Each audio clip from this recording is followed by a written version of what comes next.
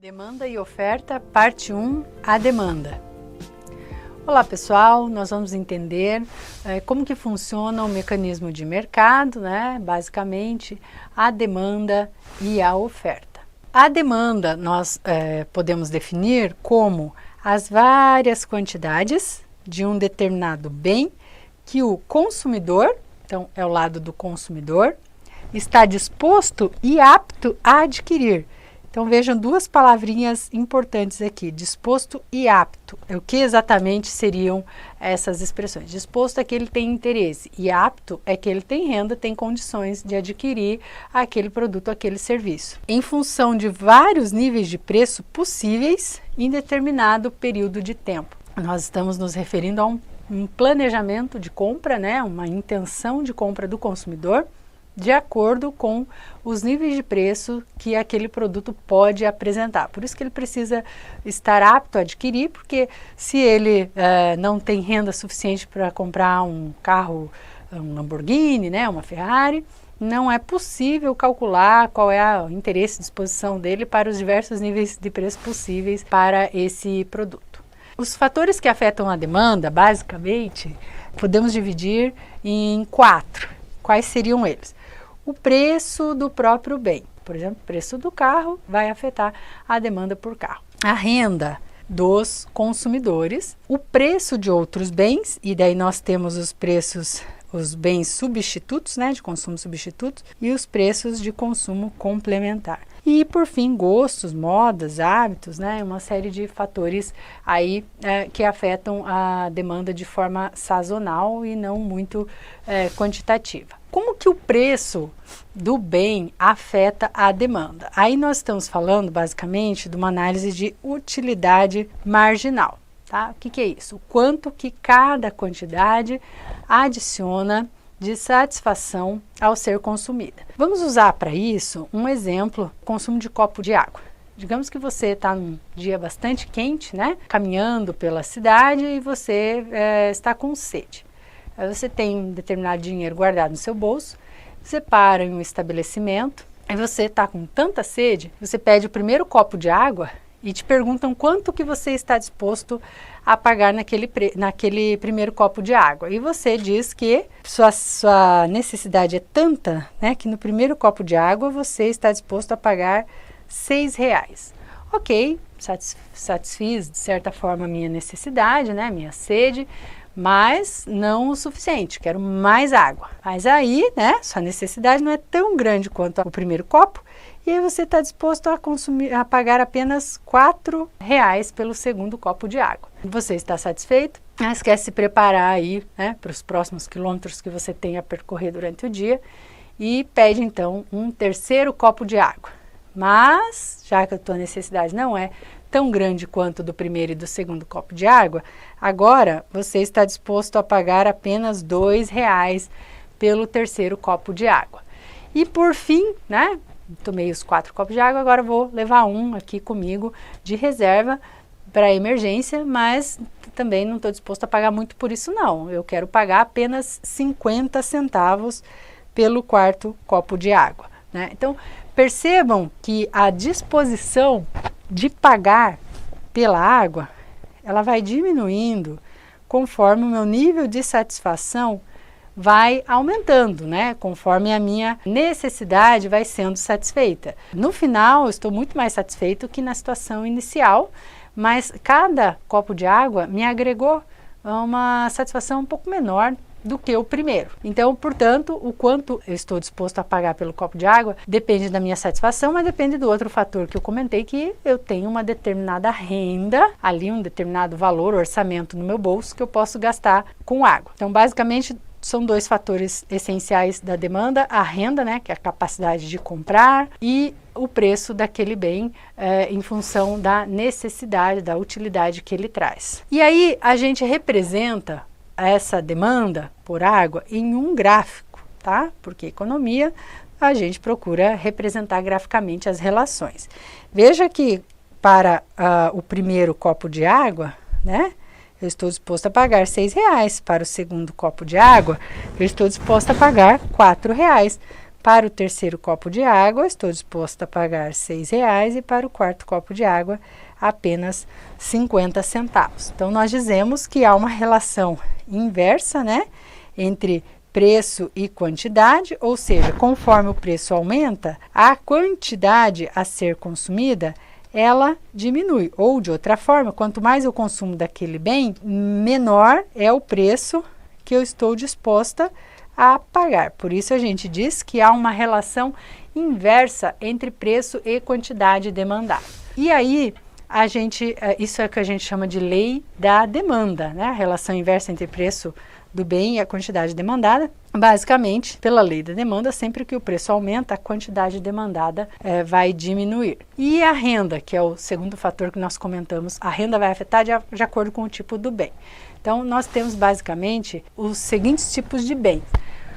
Os bens, os casos normais, né, ou considerados superiores, são aqueles que, quando a sua renda aumenta, você naturalmente vai comprar mais daquele bem. Então, se a tua renda aumenta, você vai comprar mais roupas, você vai consumir mais determinados alimentos que antes você não podia comprar, você vai fazer mais refeições fora, por exemplo, vai comprar mais calçados, né? Isso é o que a gente chama de bens normais ou superiores, é o esperado, tá? Para a maioria das relações. Mas eu tenho também situações que a gente chama de bens inferiores. Eu só consumia aquele produto porque a minha renda não me permitia consumir outro, que seria um bem normal ou superior. Então, quando a minha renda aumenta, automaticamente eu consigo consumir o outro que é meu preferido e deixo de consumir aquele. Então, a gente usa um dos exemplos, né? A carne de segunda, que digamos que com uma renda X, eu comia carne de segunda 5 dias por semana e carne de primeira somente 2 vezes por semana. Quando a minha renda aumenta, eu consigo agora consumir 3 vezes por semana carne de primeira. Minha demanda por carne de primeira aumentou. Por outro lado, a minha demanda por carne de segunda diminui. Agora, ao invés de 5 dias, eu consumo a carne de segunda apenas 4 dias por semana. E o outro tipo, o terceiro tipo de bens, o que a gente chama de bens de consumo saciado, no qual eu já consumo a quantidade suficiente por dia, por semana, por mês, não é porque minha renda aumenta que eu vou consumir mais deles. E aí o exemplo mais clássico que a gente tem é de medicamento, né? Se eu já tomo meu remédio de pressão ou meu remédio para diabetes, né, na dosagem correta, se a minha renda aumentou, eu não vou tomar mais daquele remédio, não é necessário. Pode acontecer que eu vou comprar outra marca, por exemplo, né, que seja mais cara, alguma coisa nesse sentido, mas a quantidade demandada não vai variar em função do aumento da renda. Na maioria dos casos, a gente enquadra aqui, né, no caso de bens normais superiores, mas determinadas empresas precisam entender se o seu bem é, no caso, um bem inferior, para que quando tem um impacto, né, da renda no mercado, não signifique aí uma perda de faturamento. O terceiro tipo de relação, né, que seria o preço de outros bens, vamos falar primeiro do preço dos bens complementares. O que são bens complementares? São aqueles produtos que são consumidos em conjunto. Não consigo consumir A se eu não tiver o B. Então, os exemplos que eu trago aqui para vocês é o computador e a internet, né? Em outra época fazia sentido você usar computador sem internet, né? Hoje tem pouca utilidade, a gente mal sabe usar o computador sem ter internet, ou se a gente fosse ver de uma forma inversa, você só usa a internet se você tiver o computador ou celular, o tablet, o dispositivo móvel, né? O computador, assim por diante. Outro exemplo que eu trago aqui para você são eletrônicos e energia elétrica. Os seus produtos eletrônicos precisam ser carregados, precisam estar conectados a uma fonte de energia para funcionar. Então, quanto mais produtos eletrônicos a gente compra, né, a gente adquire, maior é nosso consumo de energia elétrica. Inclusive, um dos indicadores de nível de desenvolvimento de uma sociedade é o consumo per capita de energia elétrica. Conforme a população vai tendo mais acesso a bens e serviços eletrônicos, a tendência é que o consumo de energia elétrica aumente. Esse é um fator, uma relação que está sempre presente no nosso cotidiano. E qual que é a relação, né, do preço de um bem complementar com a nossa demanda? digamos que o preço da internet, ele aumente muito. Então, acaba prejudicando um pouco o nosso consumo de computadores, né, dispositivos móveis e tal, porque se torna proibitivo. Ou de outra forma, né, vamos pensar aqui, se o preço dos computadores aumenta bastante, certas pessoas que antes iam comprar um computador, elas vão deixar de comprar, porque isso vai resultar, então, numa demanda menor, né, ou uma queda de demanda por internet. Da energia elétrica da mesma forma, como eu comentei, né? Se as pessoas compram mais dispositivos eletrônicos, o consumo de energia elétrica aumenta. Se as pessoas, por outro lado, se o preço da energia elétrica está muito elevado, as pessoas tendem a inibir um pouco o consumo de produtos eletrônicos. Já o preço de bens substitutos. Como que funciona essa relação? Um bem substituto é aquele que o consumo é concorrente, tá? Nós definimos dessa forma. Então, ou eu utilizo o produto A ou utilizo o produto B. Por exemplo, etanol e gasolina. Então, nós temos os carros bicombustíveis, né?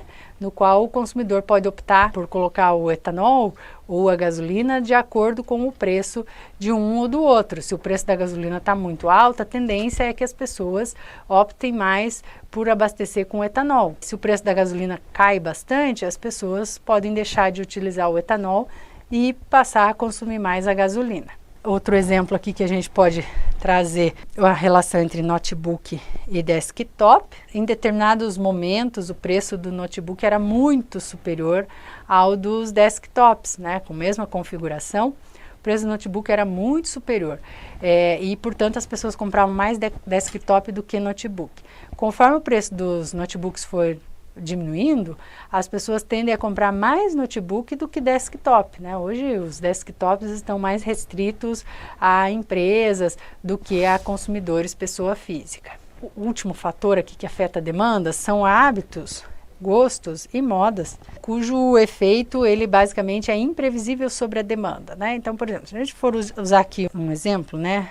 Preocupação com a saúde, que é um fenômeno, digamos assim, dos últimos anos, presente na sociedade. Qual o efeito sobre a demanda? Depende do produto que eu estou analisando, né? As pessoas vão procurar mais centros esportivos, de atividade física, vão procurar mais comidas saudáveis. O segmento de corridas de rua, basicamente, aumentou muito, né? Modismo ou preocupação com a saúde. E, por outro lado, o consumo de produtos menos saudáveis, como, por exemplo, fast food, tende a diminuir no mercado. Outro exemplo que a gente tem aqui, né, com brinquedos, não tem aquela febre de determinado brinquedo, todo mundo sai atrás daquele brinquedo, de repente aí as empresas produzem um monte e aí sai a moda e aí as pessoas deixam de comprar, né? A gente tem esse fenômeno também, que não chega a ser assim exatamente um hábito, um gosto, uma moda, de um aumento de demanda temporário, né, em casos de pânico na sociedade. As pessoas acham que vai faltar determinado produto, se as pessoas têm medo, temem uma crise de abastecimento, tá? Então, por exemplo, uma situação de uma greve de caminhoneiros, né, que para todo o país, bloqueia as estradas, há uma restrição ali a transportar produtos, por si só já faltaria produto no mercado, né, não seria suficiente para abastecer essa demanda. Mas aí tem uma situação que a gente chama de tragédia dos comuns, que as pessoas preocupadas com o desabastecimento, correm até o supermercado, correm até os estabelecimentos para comprar mais produtos e estocar aqueles produtos e acabam causando justamente a crise de desabastecimento, né? Então tem um aumento temporário da demanda nesses casos. É isso, né, sobre a demanda. Desejo a vocês bons estudos e até a próxima aula.